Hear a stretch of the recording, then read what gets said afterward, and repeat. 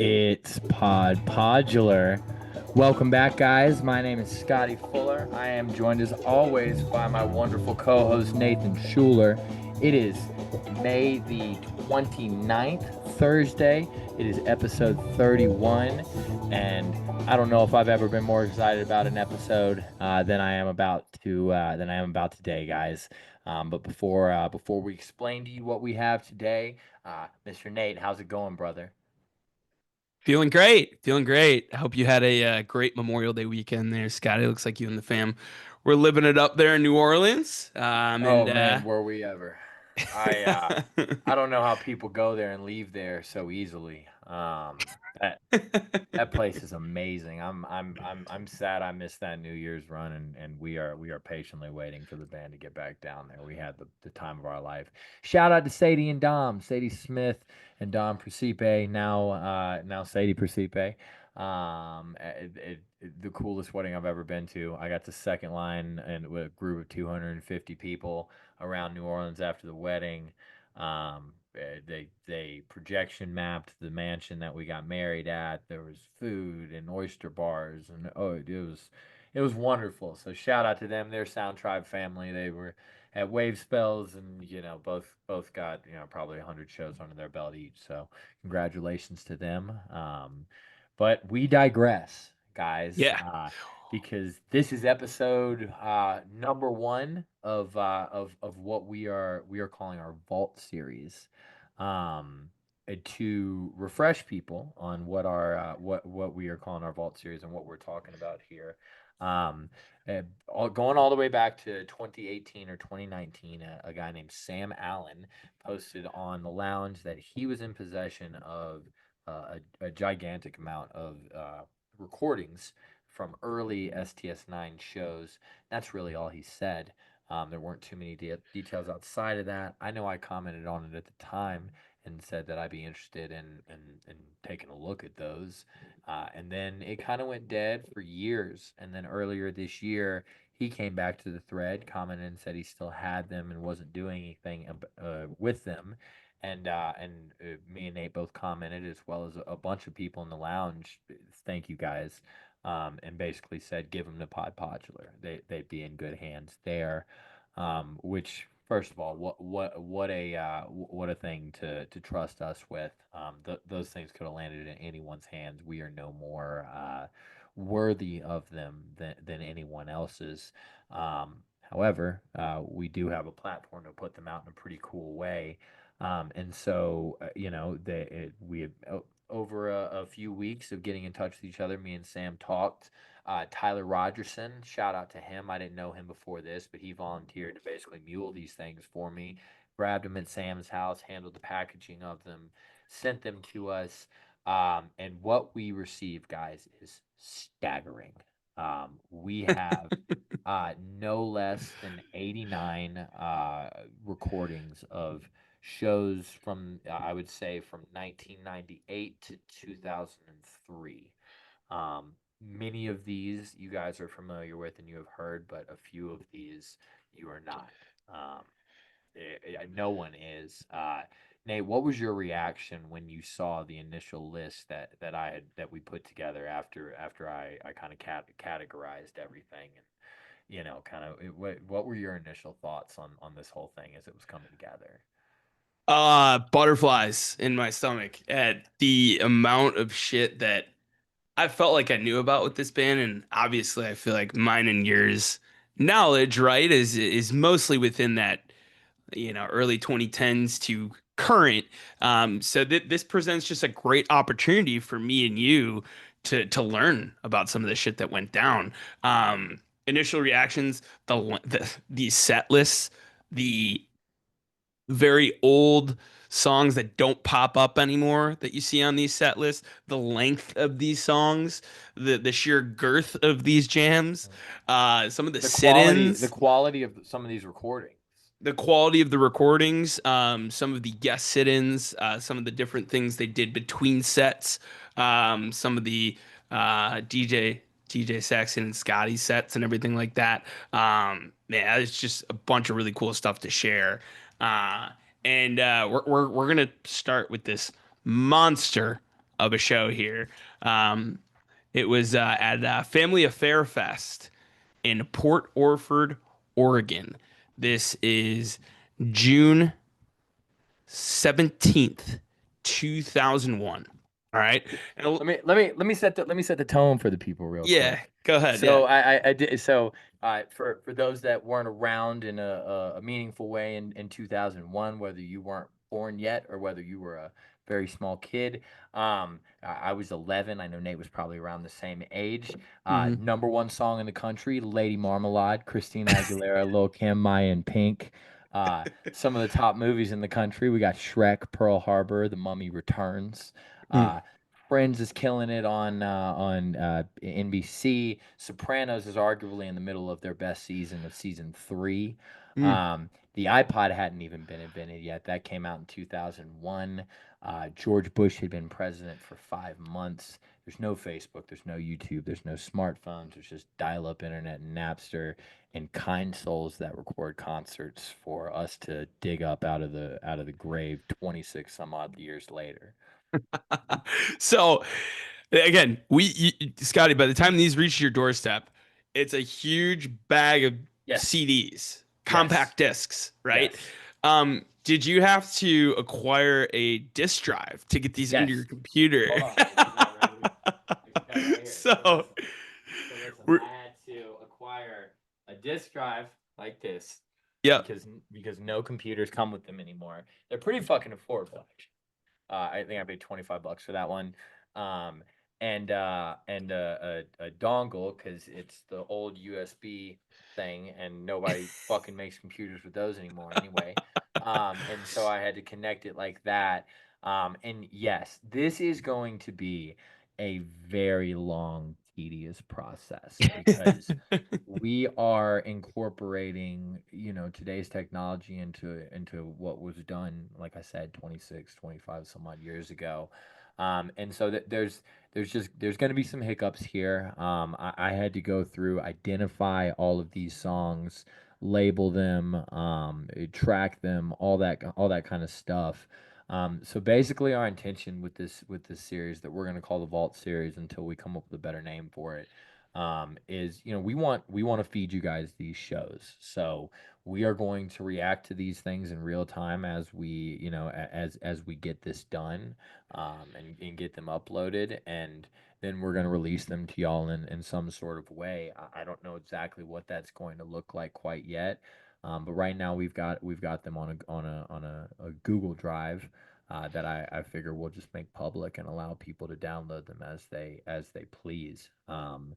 So yeah, that's going to be the intention with these. Figure we're going to do them in quieter times in the year when there's not new stuff to discuss.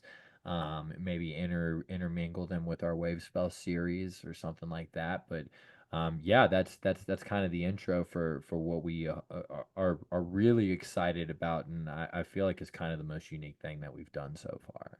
Yeah. And you know what I like to do a lot of on Mhm. these when we have a lot of a thing to do, and that thing is to unpack. So we got a lot to Yes. unpack with this show. So let's get right into it because we have an embarrassment of riches in terms of clips here.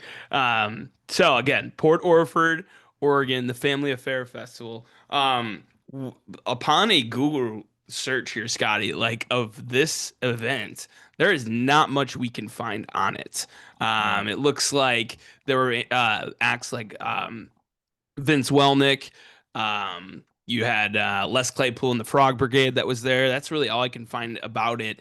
And here's the cool thing about this particular show. If you pull up soundtribe.us and you search Family Affair Festival, you will find a show from Port Orford, Oregon. But what you will find is, and in the link to the um, archive recording of this is the main stage set from this day, which was Hmm. earlier in the day.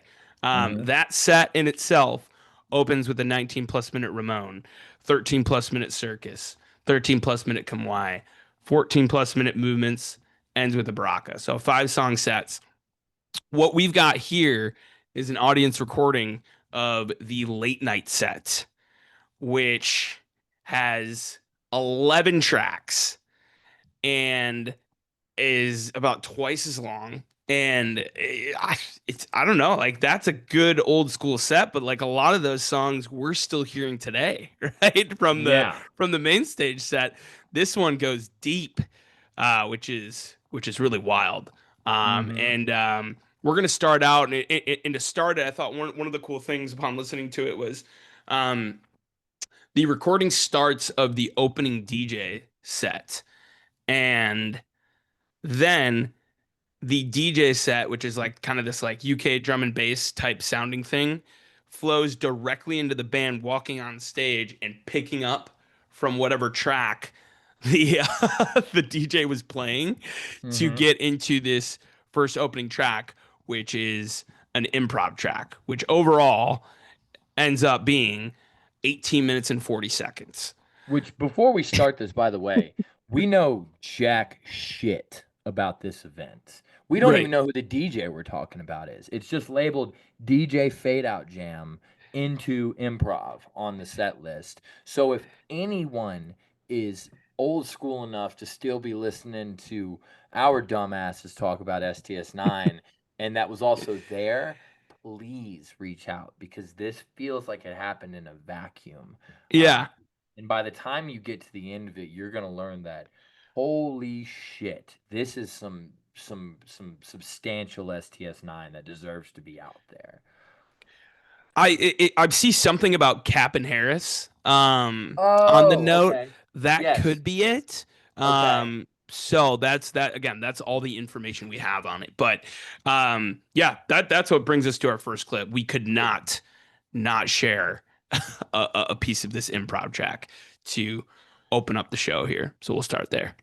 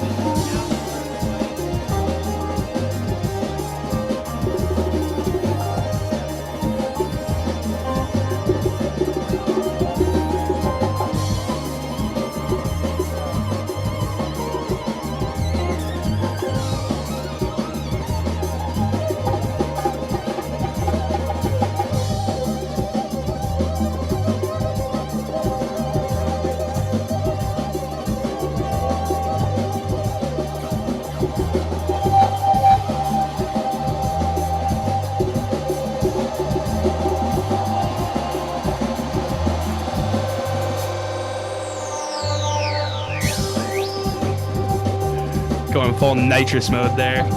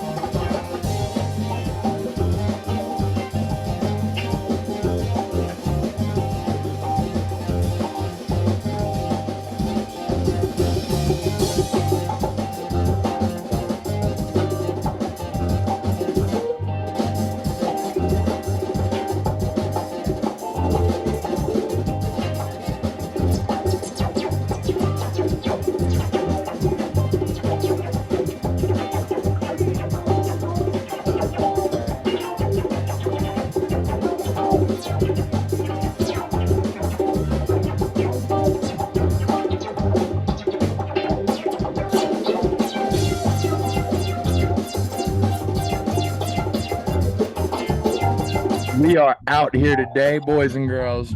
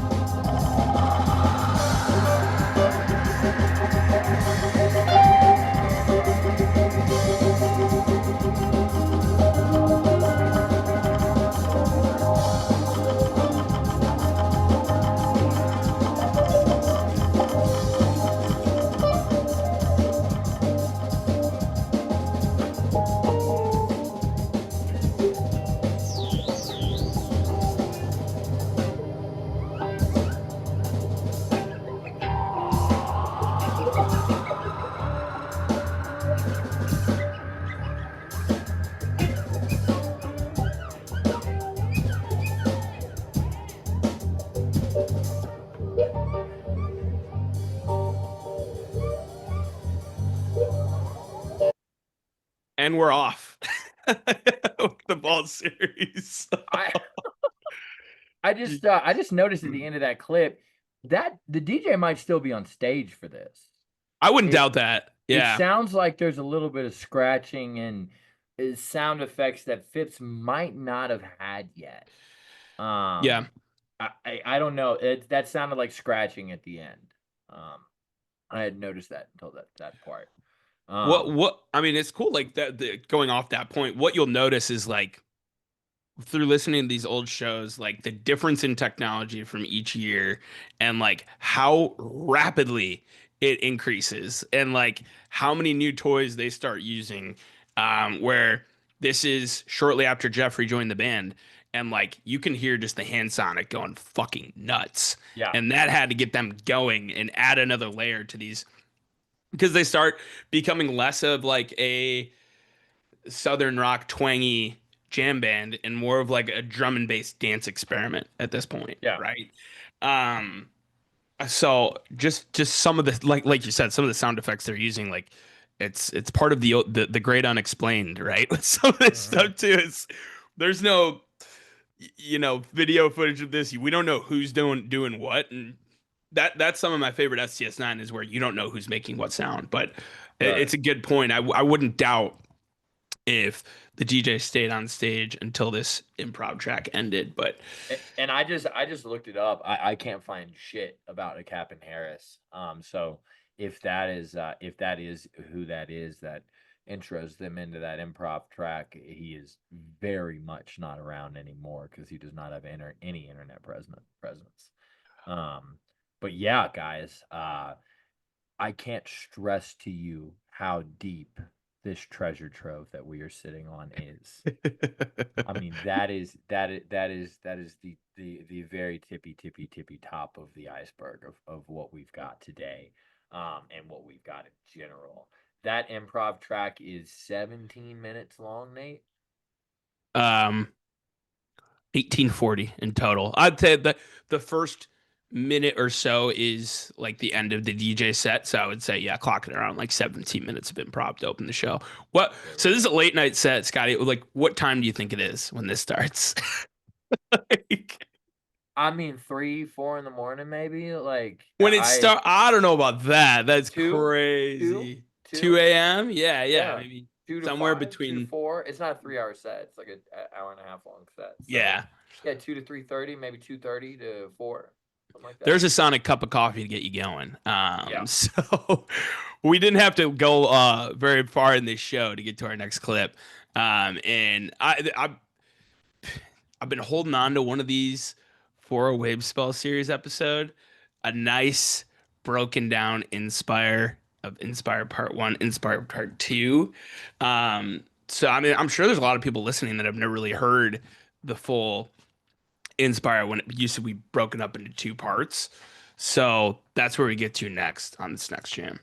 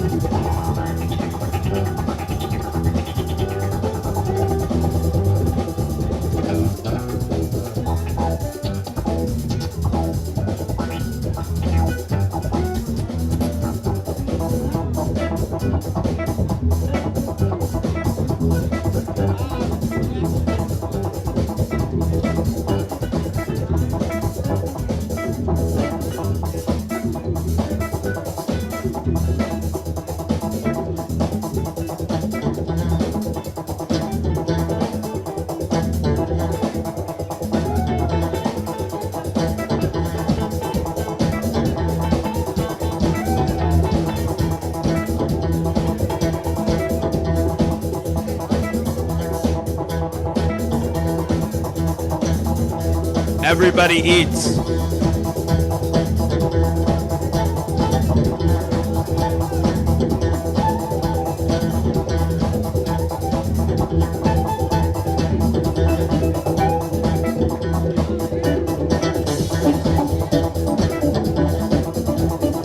Can you imagine sleeping through this?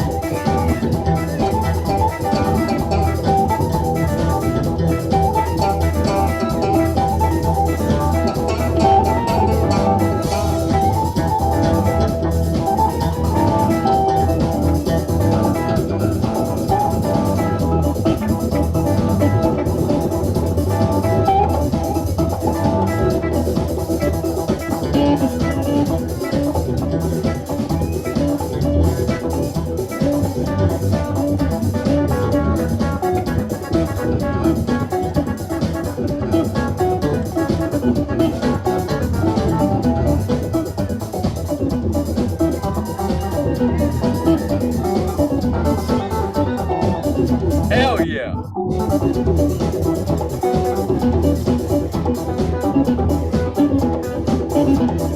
This is so fucking ridiculous.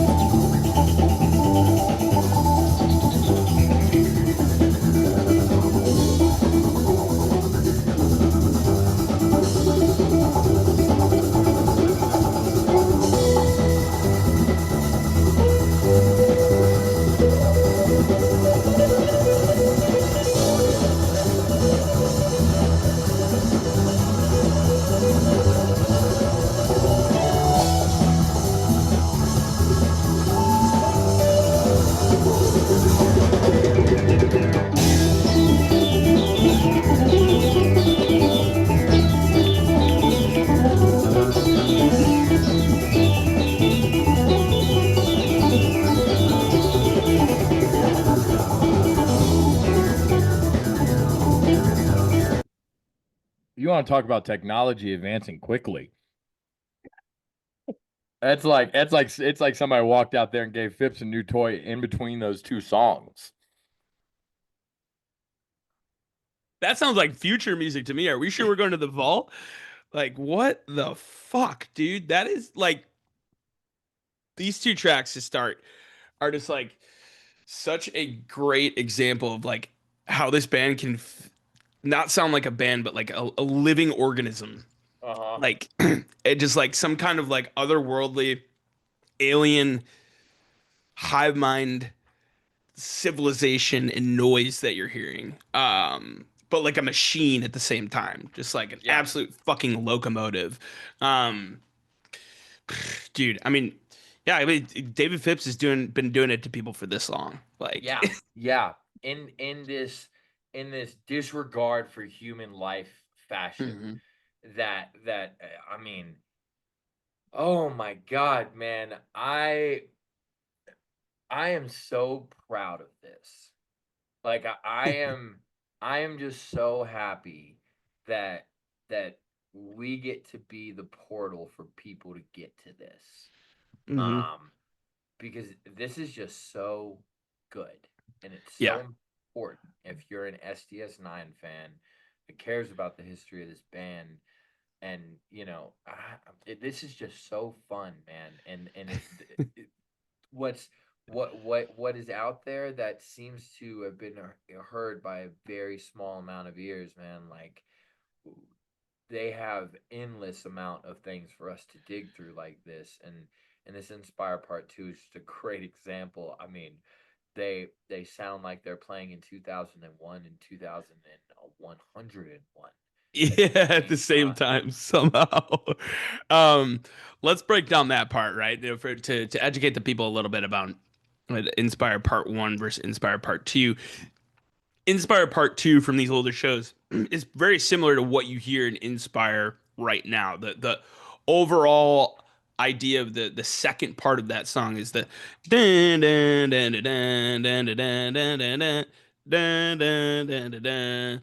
While the first part used to be just like this like super like jazzy longer interlude with like Murph hitting like a dun dun dun dun dun dun dun dun dun dun like so I mean like it was on my Selector 9 set list when I sent it in. It was opening the show with Inspire Part 1 and ending the show with Inspire Part 2. To see them revisit this and really let that second part stretch its legs like you're hearing in this recording here. Um, who knows where things go with there being a sixth member of the band now with the modular shit, right? A couple things about this Inspire Part 2. By the way, Nate, how long was that Inspire Part 2? 14 minutes and 46 Okay. seconds. Okay. Yeah. So I was hoping that we broke another new ground here, but the longest Inspire Part 2 was April 21st, 2001 at the Georgia Theater. That one was 15 minutes and 10 seconds long. The last Close. time, yeah, the last time that it was played was this night. This was the last time that it was This played. was the last Inspire Part 2, Yeah, like broken up like that. Wow.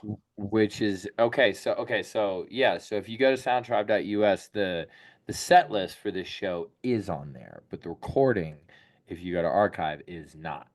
And this was the last time that they played this song. Well, the Um, set list is inaccurate too because it includes the songs from the main stage set somehow. Sure. Um, Right. It's yeah, like I mean that just goes to show how little there actually is about this event.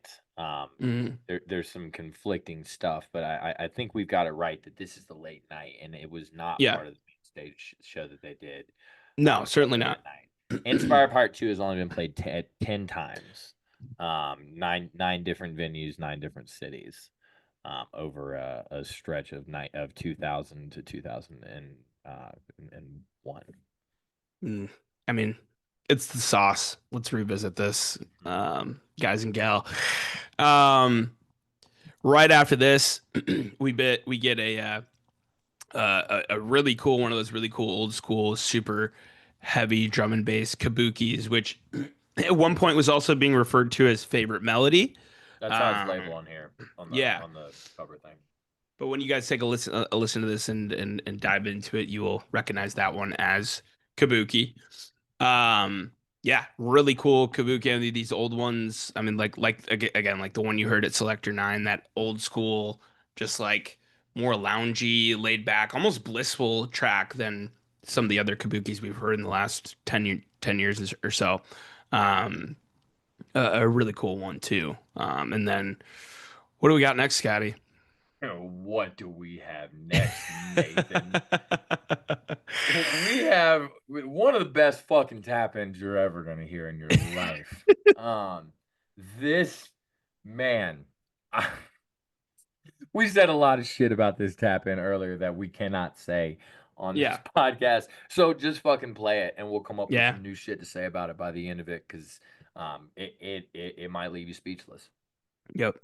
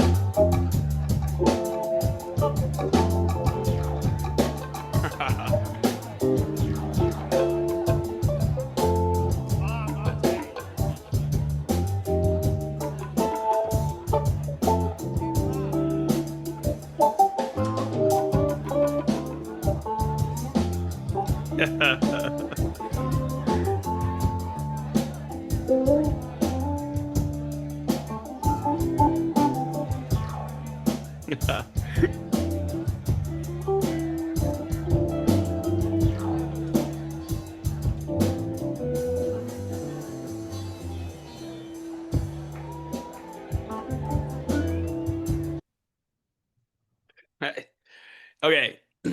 If you had an electric vehicle whose battery was dead and you just played that tap in, you could make it coast to coast, I'm pretty sure.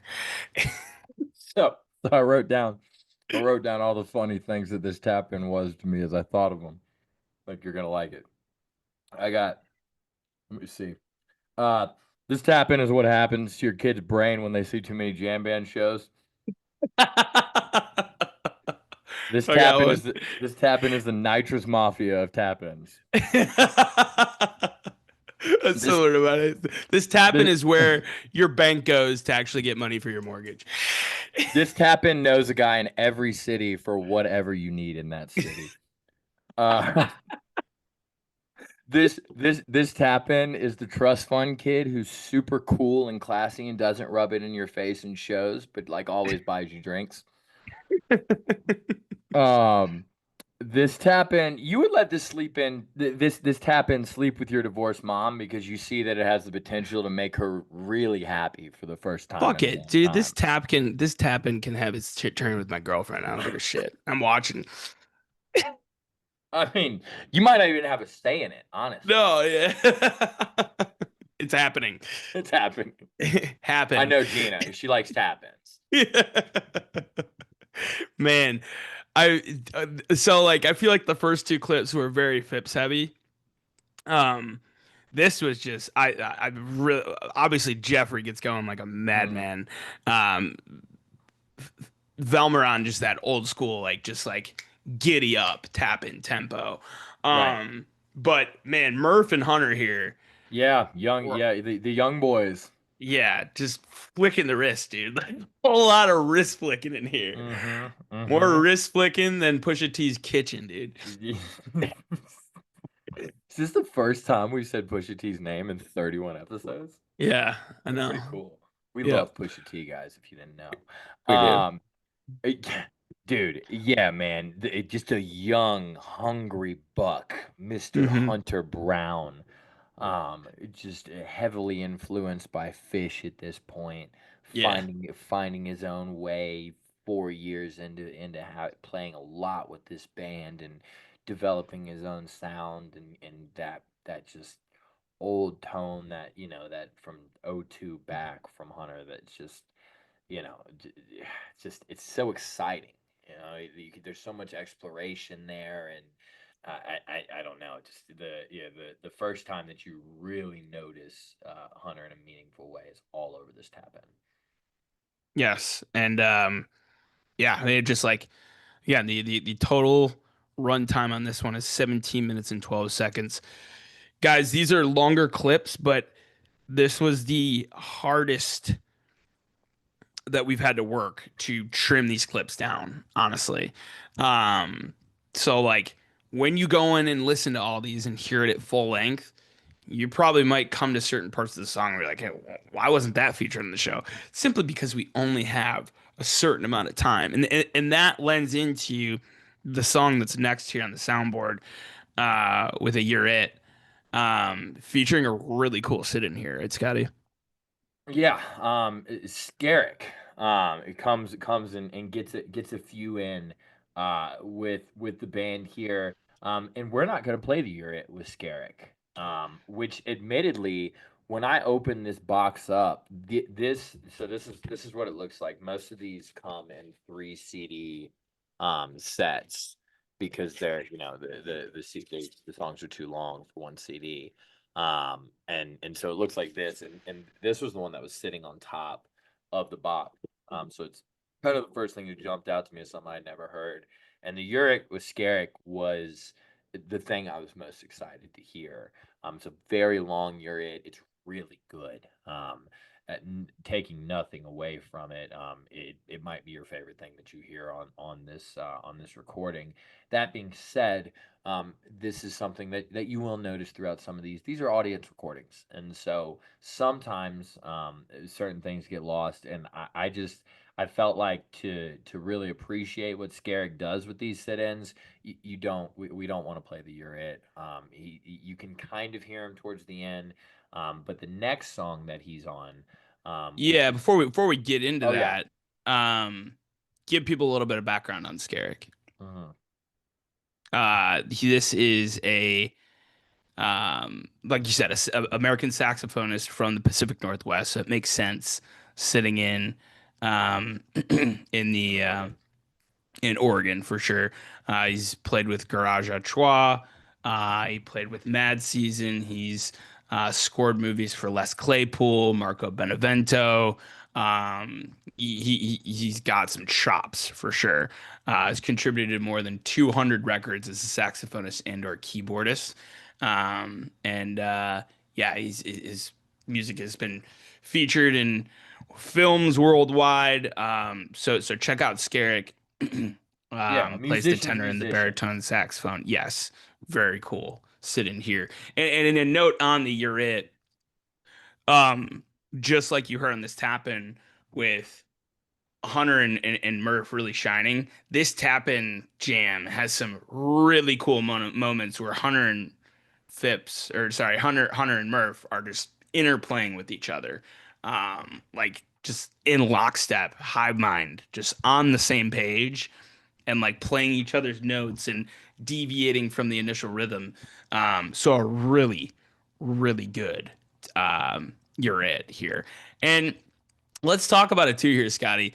The spelling of "You're It," we've seen it different ways, right? Is Yeah. it "You're It" like you are it, like the possessive, or is it like "You're it" like your thing that is it? I've seen it Huh. listed both ways. Oh, That's like that. what is your it? Like maybe Yeah. your why or something like that. Yeah. Okay, Exactly. I've never read it like that with or without the apostrophe. I don't know. I don't know. We'll have to confirm that. Yeah. that's like we need to keep a running list of those. I had one this weekend in New Orleans Mhm. that I asked myself I didn't know the answer to. Oh, do we know the answer to when Jeffrey joined the band? What was the date? I don't have the exact date. I We bet have you to we have Jeffrey to doesn't. track that down. Yeah. Based on how they're playing right now, it doesn't sound like they know what day it is or what the date is or anything like Exactly. that. Because And yeah, I know it was around this time. It might have been this summer. yeah. When Because this we show. have, I mean, the one that sticks out in my head, we have an entire Tabernacle show from 1999, Mhm. where he's not present. And that's one thing that's really cool is the deeper in those first 3 years, the band is pretty scarce in terms of soundboards and recordings, and we've got some fill-in stuff that we'll play in later episodes from those years that don't have Jeffrey in it. This one does, and it's there's some early stuff from the 2000s that sounds like it doesn't, so it's in between that time. Cool. Well, let's get into this second track that Skerik sat in on.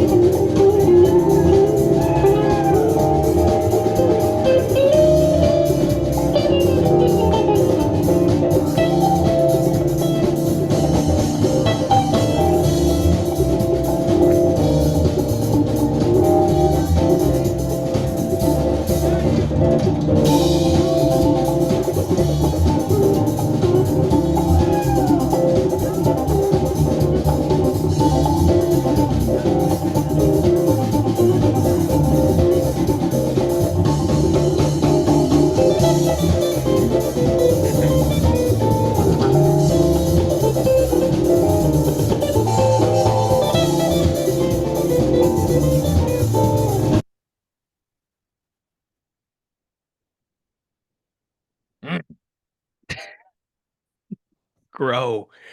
Maybe. Gross. Oh my gosh. So you gotta think, right? I think you hear um some of the mixed in um saxophone pieces from Skerik, some like super distorted Yeah. saxophone. Um I mean, I wouldn't be surprised because you don't hear as much of the saxophone on the Urit. No. With him being a keyboardist as well. I mean, it Oh. sounded like he was sitting in on the keys too. Um, Oh. so hopping around stage, just throwing in whatever he felt like during God. just a fucking jazz fusion of early 2000s STS9, like just intergalactic jazz, man. It's got a sizzle to it for sure. Yeah. And just, Grow is one of those old school songs that there's not a lot of fit sound effects going on. There's no samples. It's a very kind of a fishy song. And It's almost like a jazz standard. sure. Yeah. Yeah, definitely. As somebody that was down in New Orleans, listened to a lot of jazz this weekend. Definitely definitely a jazzy feeling song, and one that it would make sense to, even if Skerik wasn't directly familiar with their catalog. Hey, you hear a minute and a half of Grow as a consummate musician that guy is, and you kind of know what to do with it, whether you're a keys player or a sax player. Right. Yeah, you can pick it up pretty quickly and Mhm. great choice by them to have him featured on that song for sure. So this caps off the first set. Man, what a first set again. Read it back on paper. Mhm. Improv, Inspire Strikes Back Part 2, Kabuki, Tap In, You're It with Skerik, Grow with Skerik. Whew. I mean, that is 6 tracks, 5 actual songs. Mhm. And that's the first set, baby. We've got the Murph tracks on a lot of these too, with Murph speaking and everything like that too, which are super cool to hear. Old Murph and just the different things he was saying. So that'll be available on the recording here too. But getting into the second set, same thing happens where the recording starts and it sounds like it's the end of the whoever DJ, if it's Captain Harris or someone else who's rocking the tweener, and then we get a segue to the family or the band walking back on stage and giving us this absolute monster here.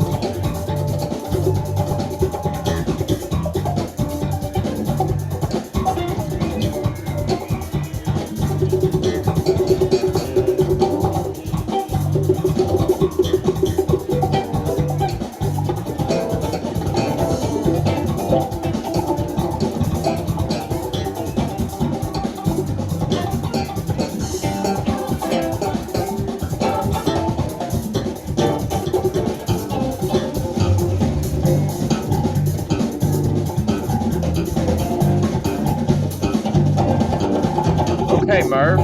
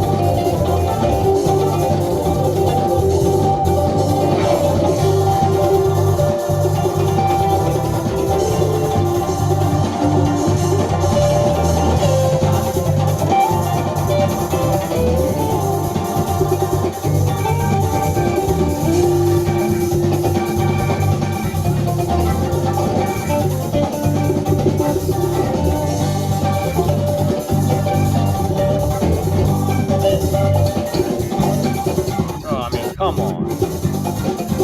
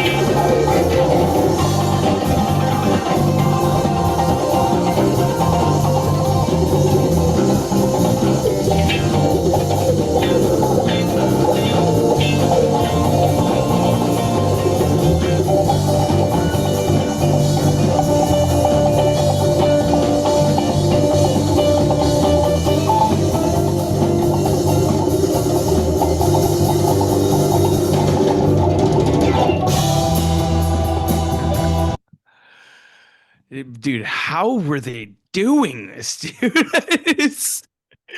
it's So I had a funny thought during this Moonsocket. And actually kind of something I've never really thought about before, but we should do a one day on this podcast. We should do a what song would you have respective bands cover from STS9? Um, kind of in a part in a lock-in type setting where the bands are Mhm. tossing each other songs and letting each other cover shit. What would you give a Widespread Panic and Umphreys, like that? Yeah. I think I'd give Panic Moonsocket. Like this This is Mikey or Jimmy? Jimmy. Yeah. Jimmy. Mikey's obviously amazing, but for Right. some reason, schools on the bass parts of this and Jimmy on the guitar, I think this is the one I'm tossing Panic and kind of a dream collab situation. And honestly, because not because of Jimmy or Schools or Hunter or Murph, because of the keys on this song. Yeah, JoJo would fuck this Yeah, up for dude. sure. But Phipps kind of sounds like he's playing an organ here. Yeah. That's kind of the through line that I see between that band and this particular Moonsocket. It's very, I mean, you said it earlier, kind of southern rocky, very Twangy. organy, yeah, twangy even for sure.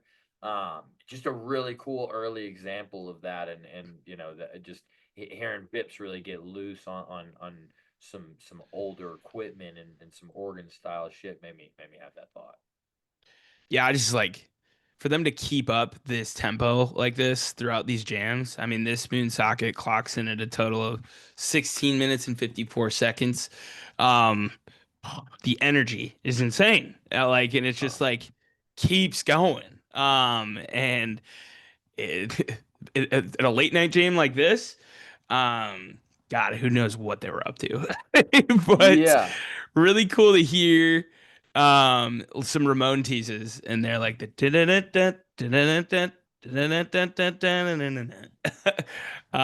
so that calling back to the main stage set from earlier that day, teasing Ramon in the middle of Moonsocket. I'd never heard them do that before.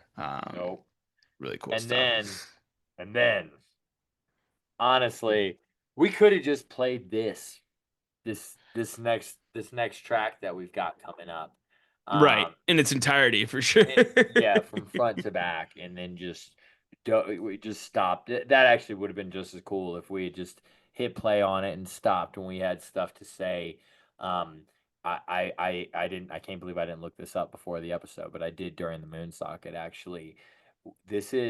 So guys, when paleontologists discover a new dinosaur, they get to name the dinosaur. I think that's true. I don't even know if that's true. That might just be some shit that I made up. But I feel like that's something I've heard before. I've heard that too. Yeah, I'm pretty sure you do. Right. Guys, we have found the Orbital Source Rex tonight. This is the longest orbital ever. It is on STS9 or soundtribe.us as the longest orbital ever, clocking in at 35 minutes long. Initial impressions on this orbital before we listen to this clip, Nate.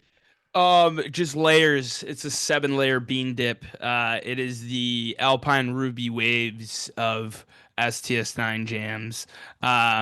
There's so many different ways we could have went about cutting this one. You've got your insane drum and bass sections. You've got your blissful sections. You've got your rocky sections. You've got a reggae section in the last like 7 minutes of it. Yep. That probably becomes Poseidon, Yeah. or the inspiration for Poseidon. It's not completely Poseidon. It's not close enough to even call it a tease, I don't think. Yeah. But It's just a part of the jam is in dub for sure. Yeah, it's a dubby island type jam that you Yep. can imagine eventually kind of draw some inspiration into Poseidon. But I mean, this is an entire Terrapin Station-esque presentation of Orbital with twists and turns and characters and the whole deal. So Yeah, it's an odyssey for sure. we went with the more kind of tamed, blissed out section of it. Honestly, because everything we played today has been fucking 8th gear, high octane shit. Mm-hmm. So let's listen to some beautiful shit real quick, and then we'll react to it.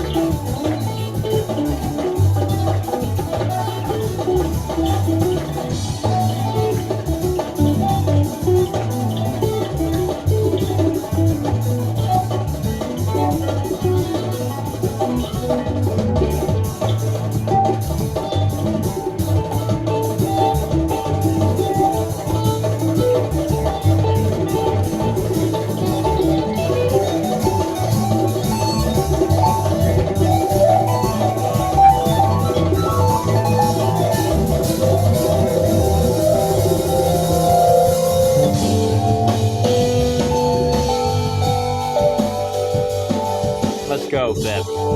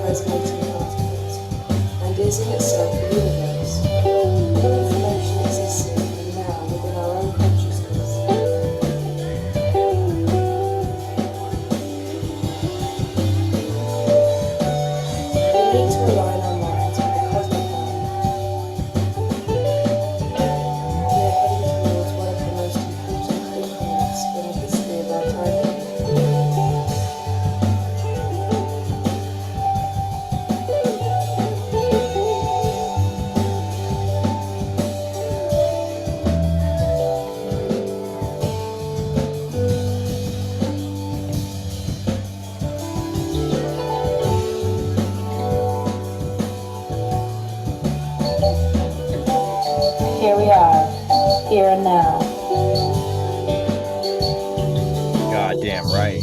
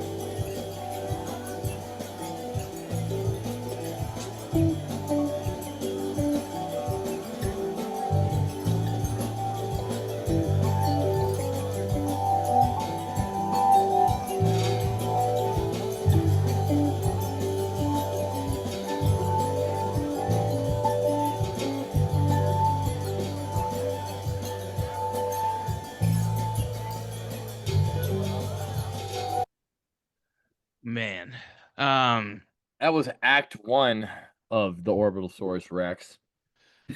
That we don't normally say the timestamps on here, but it's humorous to say them on this one.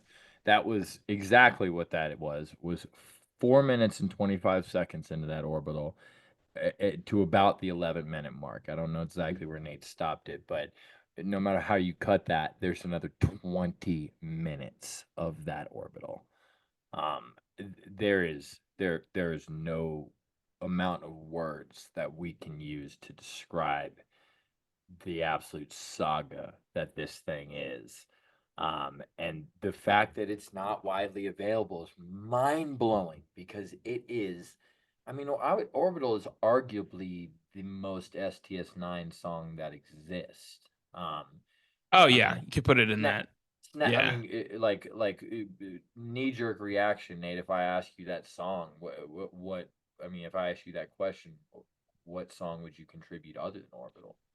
Yeah, I mean it's Moonsocket, it's Hubble, I think it's instantly. I think like, but when you think about it's like on a list of 5 or 6, right, for sure. And like it pops up that there's so many incredible versions from the late 90s and early 2000s that are super exploratory. But yeah, I mean this one in particular, but like this section that we just heard, right? Kind of the, like you said, the blissier, otherwise formless section of it, which you know, Orbital kind of absorbed otherwise formless and just became one big monster. And more Ramon and Amiglio callbacks with the "Here We Are, Here and Now" samples, and some of the extended like poetry samples beyond that as well. So really cool to hear them mixing that in, and yeah, it's good to get some pretty shit in here, you know. We're gonna move on to even more pretty shit here. To the song we opened the show with, which if you didn't recognize it, that's understandable.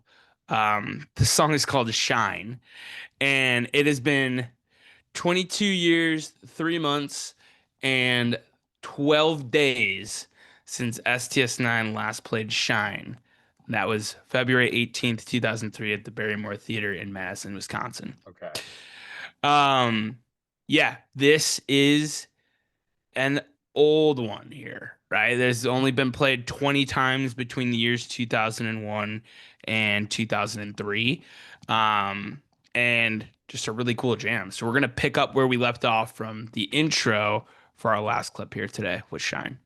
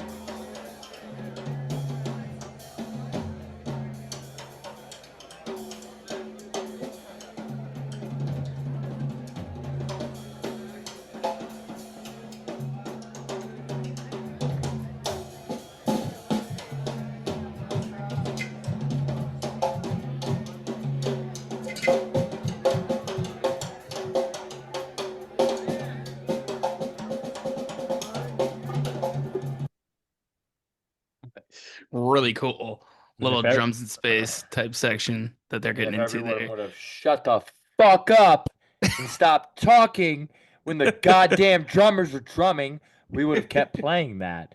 But you motherfuckers talk too much, and so we stopped it because unfortunately, since this is an audio recording, there were some chompers next to a microphone, and the less instruments that are playing, the more apparent that is. Really the first time you notice any conversation outside of kind of the interludes between tracks. But there is a little bit more of that shine that we cut. It's basically just like a really jazzy drum part between Zach and Jeffrey. And I just made a really exciting discovery, Nate. I'm not sure if you've noticed it yet. And trying to find how many shines there are on Bandcamp. There's one, by the way, from the Indigo Center in Oakland, 2001, August 25th. Um, they upgraded Bandcamp. Have you seen it yet? No. Bro, go to your search. Let's see. I'm seeing it the same way. Same way, really? Yeah. Okay, so on mine, when you when you go to when you go to your heart thing and you hit there's a little hourglass above the all the albums. Let me see here. Recently purchased. Da, da, da. Okay, so they still haven't organized the back catalog, but there's a little hourglass above the collection of STS9, and when you click it, it says search collection. And I typed in Shine, and you can filter it based on the album you're searching for, the track, the playlist, or the download. Okay. So Bandcamp making some real-time improvements to this product that so many people have had little quips with, specifically about this part, making it a little bit easier to find the stuff that you love. So download Bandcamp because they are working on it. Yeah, Cool back to to the hear. Shine. Yeah. Shine, really, really cool. Again, it's a rare chance to be able to get to play it on this show just because there's only 20 of them that have happened. Right. And only one And on Bandcamp. right, exactly. So we're giving you another one here when you get a chance to download this show. It ended up being almost 14 minutes, 13 plus minutes here. We get into an insane ending segment into the show here, which again we're not going to be clipping here tonight, but download the show, um, and take a listen here. To give you an idea, they did not stop playing. So they stopped after this Moonsocket, and then Orbital goes into Shine. Shine goes into What Is Love, almost a 14-minute What Is Love, and then What Is Love goes into Wika Chikana to end the show. 12 plus minute Wika, which is an absurd Wika, right, Scotty? That we were just on the It's precipice of clipping, but Yeah, we almost I intended to write it down as we were adding our clips this episode. I realized that we ended up not doing it. It's 17 minutes long. It's another one with Skerik. It seems like now that you pointed out that he's a keys player, seems like another one where him and Phipps are back to back, on the same kit or side to side rather, and just an amazing way to end the show. One of the most unique wikis you're ever gonna hear. And something that we'll leave for you guys to discover on your own. We don't need to play everything on here. Listen to it and tell us what you think because absolute banger. I listened to this on a Google Drive, not downloaded today. I didn't realize that they never stopped after that Orbital. That's over an hour straight of just balls to the wall STS9. yep. Run back the entire show one more time for us, partner. Yes, sir. Improv. Inspire Strikes Back Part 2. Kabuki. Tap in. You're It with Skerik. Grow with Skerik. Set break. Set 2. 5-song second set. Moonsocket. Orbital. Shine. What is Love? Wika Chikana to bring it all home, probably as the sun was coming up here. Inspire Part 2, the last time it was played was this show. Yeah. The longest Orbital to ever be played was this show. It's got to be up there with longest tracks that they played. Yeah, got it. That'd be another cool piece of information to find is exactly what song and when that was. Yeah. I'm sure there's some improv ones that go pretty deep, but in terms of like actual song and the longest one, yeah. that'd be And interesting to track down. there's even a few that you'll find that get mislabeled or like two songs, clearly two songs, that kind of get mistaken as one or labeled as one early. But this Orbital is one that truly is Orbital the whole time. It's Right. different renditions, and it definitely does get into kind of type beat jamming type spaces, but it is Orbital from front to back. There's nothing that became something else. It truly is, I believe, the longest song that I've ever heard Yeah. them play. And if at best this show was narrowly available before we got our hands on this. As I typed in STS, I went into Google and typed in like just verbatim what the set list was, and there's some sketchy websites that I wouldn't click more than one click into because some stuff comes up, and a la your Napster days or your whatever gave your mom's computer the virus back in the day. But we're gonna save you from that, right? Yeah, we're gonna save you from that, and hopefully make this more widely available for you guys, because I mean, to touch this and to be able to put it online and to to record this episode, it for me ranks amongst some of the more honoring stuff that we've done here so far. What a pleasure this episode has been to bring to you, and it just closing thoughts from you, Nate, because this has just been too much fun. Yeah, I mean, thank you to the universe and everyone involved for Sam Allen, Yeah. Tyler Rogerson. There was also, first of all, guys, you want to see it? You want to see the box? Fucking insane. But this is one of the boxes that we have here. I would say it is 10 pounds roughly. And then we've got, and this is just what made me laugh. I thought all we had was the box when he showed me the pictures, but then we also have this shit, which is just two more proper stacks that are not labeled with anything other than a date at best.